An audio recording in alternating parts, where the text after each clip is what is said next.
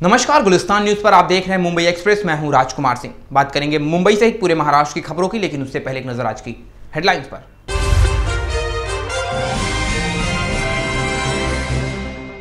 प्रधानमंत्री नरेंद्र मोदी के सफाई अभियान को आगे बढ़ाते हुए उत्तर मुंबई के बीजेपी सांसद गोपाल शेट्टी ने भी शुरू किया सफाई अभियान। मलाड के व्यवसायी नगर में लोगों के साथ मिलकर की सफाई।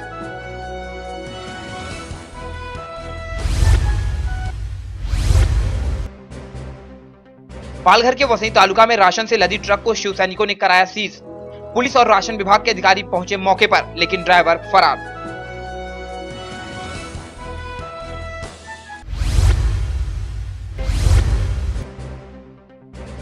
नवी मुंबई में एक महिला पत्रकार से मारपीट करने वाला युवक हुआ गिरफ्तार। कार से जा रही महिला को रोककर की मारपीट।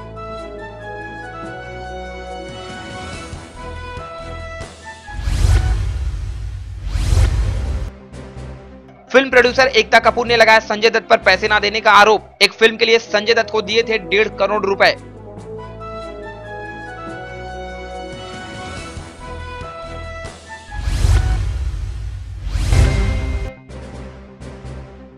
और फिल्म अभिनेता सलमान खान ने अपनी बहन के मुंबई रिसेप्शन में शाहरुख खान को दिया न्योता। बॉलीवुड के साथ साथ पीएम मोदी को भी भेजा गया न्योता।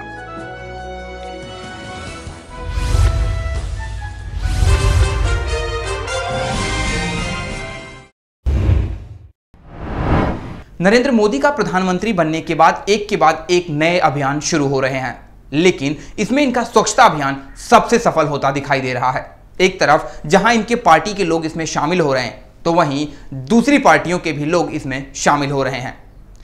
उत्तर मुंबई के बीजेपी के सांसद गोपाल शेट्टी ने भी आज इस सफाई अभियान में हिस्सा लिया। उन्होंने मलाड के एवरसाइन नगर में सफाई की और लोगों से सफाई अभियान को आगे बढ़ाने की बात भी कही।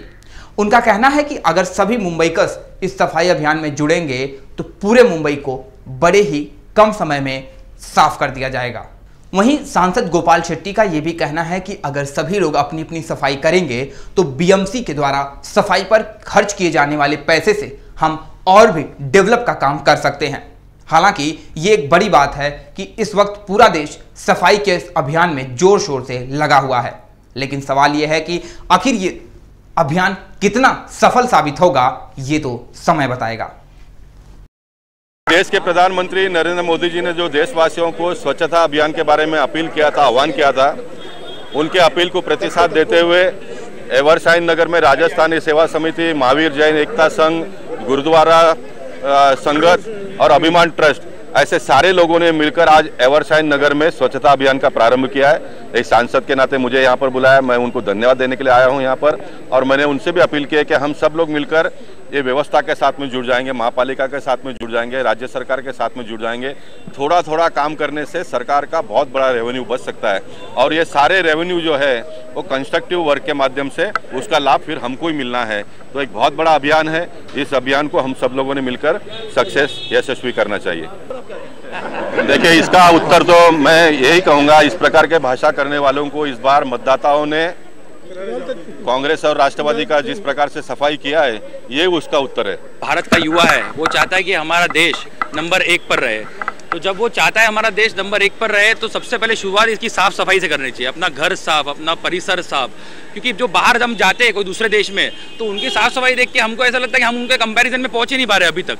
तो अगर हम साफ सफाई से पहले शुरुआत करेंगे तो आगे हम टेक्नोलॉजी में भी उनको कम्पीट कर पाएंगे। तो इसलिए जरूरी है जो मोदी जी ने नारा लगाया है स्वच्छ भारत अभियान का, हर युवा को उतर के, सबसे पहले हर बच्चे को भी उतर के, रास्ते पर उतर के साफ सफाई रखना चाहिए और हमारे देश को चमकाने की मुहिम अपने हाथों में ले लेनी चाहिए। देश के पंतप्रधान नरेंद्र मोदी जी जहां उत्तर प्रदेश की वाराणसी में गंगा नदी की सफाई करने के लिए अपने हजारों कार्यकर्ताओं के साथ आज सुबह वहां सफाई अभियान की मुहिम छेड़े, तो वहीं बीजेपी के कार्यकर्ता और सांसद भी इस सफाई अभियान में बढ़ चढ़कर हिस्सा ले रहे हैं। मुंबई के उत्तर मुंबई इलाके के सांसद गोपाल शेट्टी ने मलाड के एवरसाइन इलाके में अपने सैकड़ों कार्यकर्ताओं के साथ झाड़ू लगाकर साफ सफाई मुहिम आगे बढ़ाने की बात कही। साथ ही साथ उन्होंने लोगों से आह्वान किया कि अगर स्वच्छ भारत बनाना है तो हर एक को ये सफाई करनी होगी।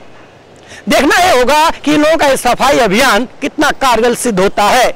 वीडियो जर्नलिस्ट अशोक गुज्जर के साथ मुरारी सिंह, गुलिस्तान न्यूज, मुंबई। हमारे देश में इतना अनाज पैदा होता है कि यहाँ कोई भूखा ना रह सके, लेकिन इसके बाद भी न जाने कितनों को भूखी रातें गुजारनी पड़ती है। वहीं दूसरी तरफ देश के गोडाउन में लाखों टन अनाज सड़ जाता है और वो जनता तक नहीं पहुंचता, और जो राशन कार्ड पर मिलने वाले अनाज होते हैं उस पर भी बिचौलिए और कुछ निजी दुकानदारों की नज़र होती है, जो उसे सस्ते में खरीद कर बेचने में लगे रहते हैं। पालघर के वसई में अनाजों से भरा एक ट्रक पकड़ा गया। अभी तक वह मौके पर राशन विभाग के अधिकारी पहुंचे हैं। राशन अधिकारियों ने अनाज को जांच के लिए भेजा है और ये जानने की कोशिश की है कि आखिर ये अनाज किसके हैं। हालांकि मौके से ट्रक का ड्राइवर फरार है।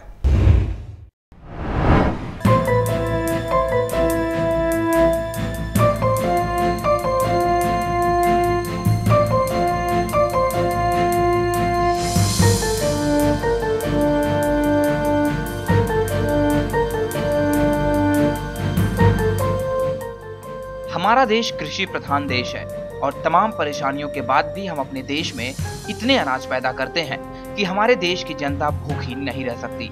और इसके साथ ही हर साल सैकड़ों टन अनाज बिना देखभाल की वजह से सरकारी गोदामों में सड़ जाते हैं, जबकि देश की काफी जनसंख्या को कई रातें बिना खाए बितानी पड़ती है।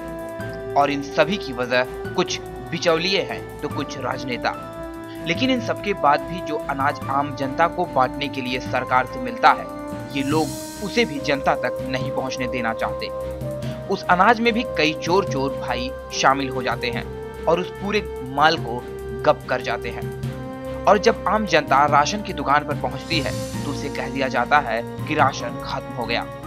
पालघर के वसई तालुका की जनता का भी कुछ ऐसा ही हाल है। यहाँ भी लोगों को राशन नहीं मिलता, या तो राशन खत्म हो गया होता है या फिर राशन की दुकान तक आता ही नहीं। जबकि इसकी सच्चाई ये है कि ये सभी राशन की कालाबाजारी होती है। और इसका जीता जागता उदाहरण पालघर के वसई में देखने को मिला, जहां राशन से लदी एक ट्रक को पकड़ा गया और इसे पकड़वाने में कुछ शिवसेना के कार्यकर्ताओं ने पुलिस का सहयोग किया, जिसके बाद पुलिस ने ट्रक को अपनी हिरासत में ले लिया है, जबकि ट्रक का ड्राइवर भागने में सफल रहा।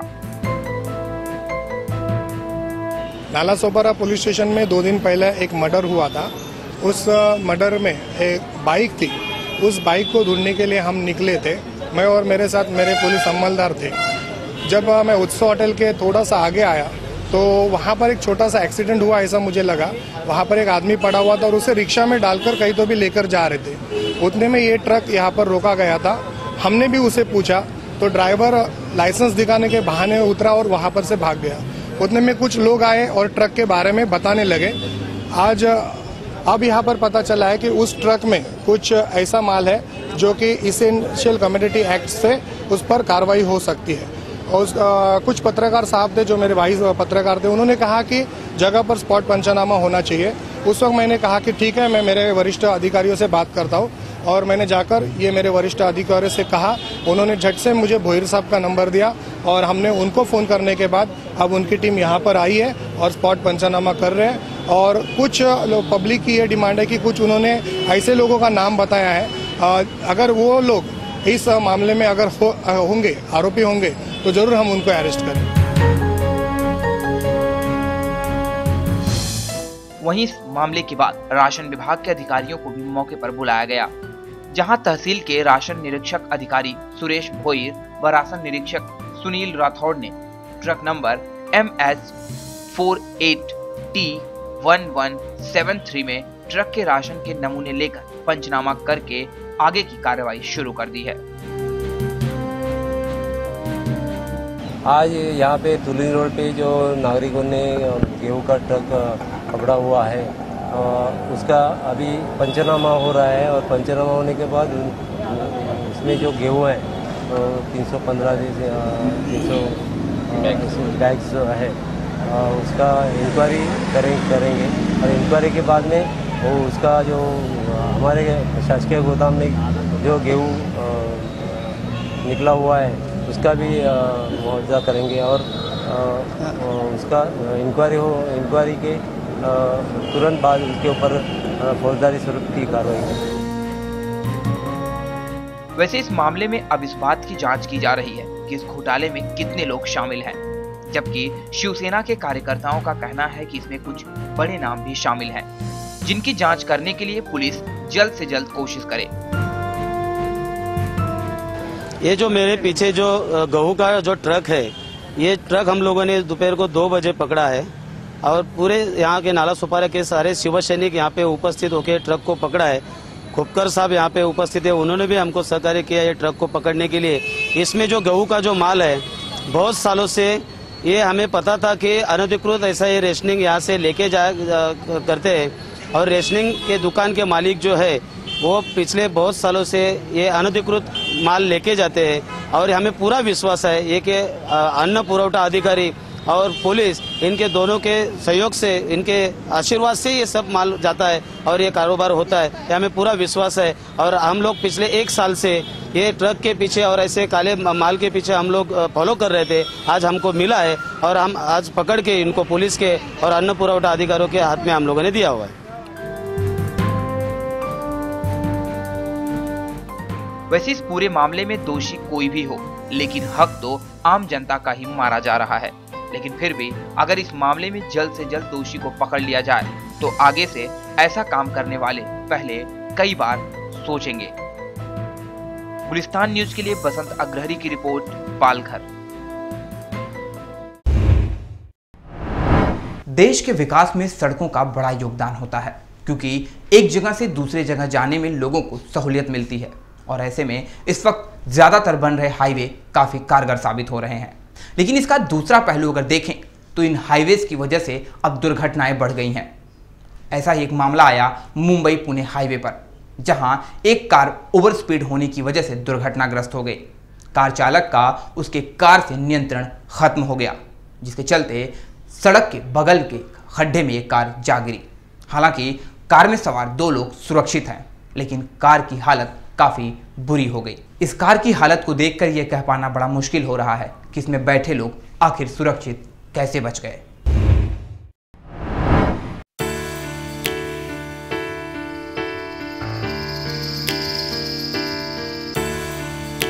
इस कार की हालत को देखकर आप तो समझ गए होंगे कि यहाँ क्या हुआ होगा। जी हाँ, आपने सही समझा, ये कार दुर्घटना का शिकार हुई है। ये है मुंबई पुणे हाईवे, जहां हर कोई अपनी फुल स्पीड गाड़ी भगाने में लगा हुआ है। वजह या तो किसी को जल्दी है या तो किसी की गाड़ी अच्छी है। नतीजा हर कोई तेजी में दिख रहा है।